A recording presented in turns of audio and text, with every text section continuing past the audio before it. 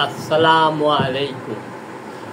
ইউটিউবে আমার ইসলামী গণতন্ত্র প্রকৌশলী মোহাম্মদ কামরুজ্জামান এই চ্যানেলে ইসলামী গণতন্ত্র, বুর্জোয়া গণতন্ত্র ও কমিউনিস্ট গণতন্ত্রের উপর গণভোট করার বিগত নবম বক্তব্যের পর এখন গণভোট করার উপর দশম বক্তব্য। প্রায় 87% জনগণ চায় না প্রধানমন্ত্রী শাসিত সরকার ব্যবস্থা, সরকারি জরিপ থেকে প্রকাশ। অথচ সংস্কার কমিশন তাই রাখতে চায়। এই সম্পর্কে বক্তব্য আপনাদের সামনে উপস্থাপন করছি। গত 19 জানুয়ারি 2025 খ্রিস্টাব্দ তারিখে বাংলাদেশ প্রতিদিন পত্রিকায় রাষ্ট্রপতি ও স্থানীয় সরকারের নির্দলীয় নির্বাচন চায় জনগণ এই শিরোনামে একটি খবর প্রথম পৃষ্ঠায় ও দ্বিতীয় পৃষ্ঠায় ছাপানো হয়।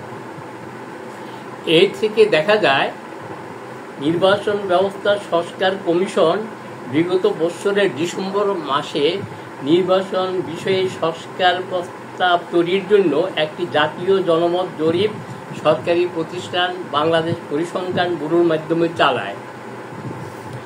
এই জরিপের খসড়া প্রতিবেদন কমিশনের ওয়েবসাইটে প্রকাশ করা হয়েছে। জরিপে দেখা যায় সংসদ সদস্যদের ভোটে রাষ্ট্রপতি তথা প্রেসিডেন্ট নির্বাচনের পক্ষে মত দিয়েছেন প্রায় 13.08% মানুষ। এই জরিপে আরও দেখা যায় প্রায় 82.64% মানুষ জনগণের সরাসরি ভোটে প্রেসিডেন্ট নির্বাচন চায়। এর মধ্যে 68.28% মানুষ নির্দলীয়ভাবে জনগণের সরাসরি ভোটে প্রেসিডেন্ট নির্বাচন চায়। একইভাবে স্থানীয় সরকার নির্বাচনেও নির্দলীয় করার পক্ষে মতামত দিয়েছেন দেশের 69.71% মানুষ। বাংলাদেশের বর্তমান সংবিধান মতে রাষ্ট্রের সরকার ব্যবস্থা হচ্ছে প্রধানমন্ত্রী শাসিত সরকার। এই ব্যবস্থায় সরকার পরিচালনা করেন প্রধানমন্ত্রী, প্রেসিডেন্ট নয়।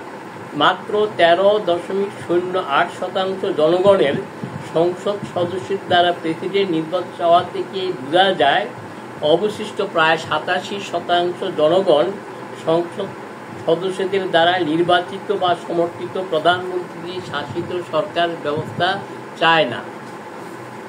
যেখানে প্রায় 87% জনগণ প্রধানমন্ত্রী শাসিত সরকার ব্যবস্থা চায় না এবং প্রায় 83% মানুষ জনগণের সরাসরি ভোটে প্রেসিডেন্ট নির্বাচন করতে চায়, সেখানে নির্বাচন সংস্কার কমিশন প্রধানমন্ত্রী শাসিত সরকার ব্যবস্থা বহাল রাখার জন্য প্রধান উপদেষ্টার কাছে প্রস্তাব পাঠিয়েছে। তাহলে সংস্কার কমিশনের উক্ত জরিপ চালানোর কি অর্থ হলো এবং জনগণের মতামতের কি দাম রইল? প্রতীয়মান হয় সংস্কার কমিশন জনগণের সরাসরি ভোটে প্রেসিডেন্ট নির্বাচিত করার পক্ষে মত দিতে গেলে তাদেরকে নির্দলীয়ভাবে সরাসরি জনগণের ভোটে প্রেসিডেন্ট নির্বাচিত করার পক্ষে মত দিতে হতো, যেহেতু 68% বেশি মানুষ এটি চায়। কিন্তু এটি সংস্কার কমিশন মোটেও চাচ্ছিল না।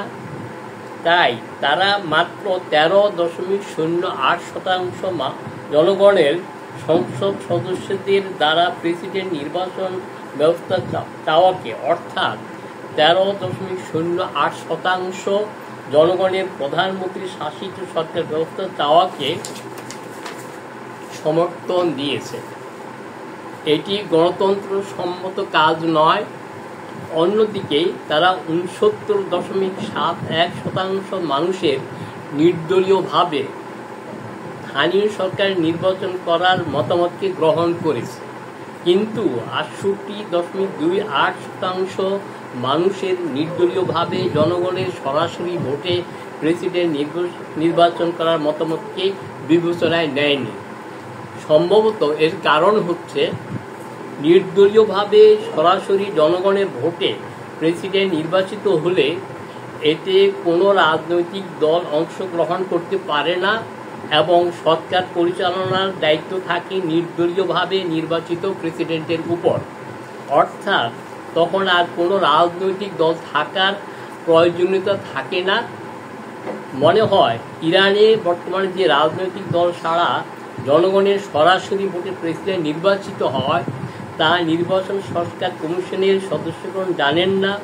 আরও মনে হয় ইসলামী গণতন্ত্র সম্বন্ধেও তাদের কোনো ধারণা নেই। ইসলামী গণতন্ত্র তথা ইসলামী রাষ্ট্র ব্যবস্থায় রাজনৈতিক দল নেই। এইখানে খলিফা তথা প্রেসিডেন্ট নির্বাচিত হন নির্দলীয়ভাবে জনগণের সরাসরি সমর্থনে।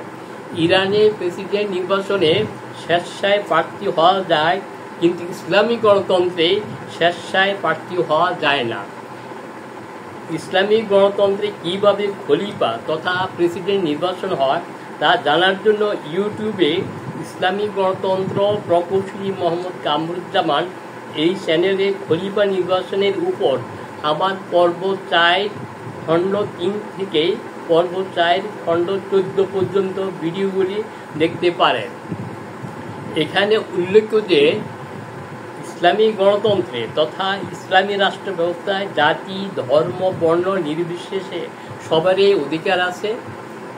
এই ব্যাপারে এই চ্যানেলে মদিনা সনদের উপর আমার পর্ব 2 ভিডিওটি দেখতে পারেন। এমত অবস্থায় আপনারা যদি এই দেশে বাকশাল সেনা শাসন ও তত্ত্বাবধায়ক সরকারগুলোর সময় বাদে প্রায় 50 বছর ধরে চালু বুর্জোয়া গণতন্ত্র, যে গণতন্ত্রে একাধিক রাজনৈতিক দল থাকে এবং যে গণতন্ত্র এই দেশে ব্যর্থ হয়েছে, তার পরিবর্তে ইসলামী গণতন্ত্র, যে গণতন্ত্রে রাজনৈতিক দল নেই, অর্থাৎ ইসলামী গণতন্ত্র মতে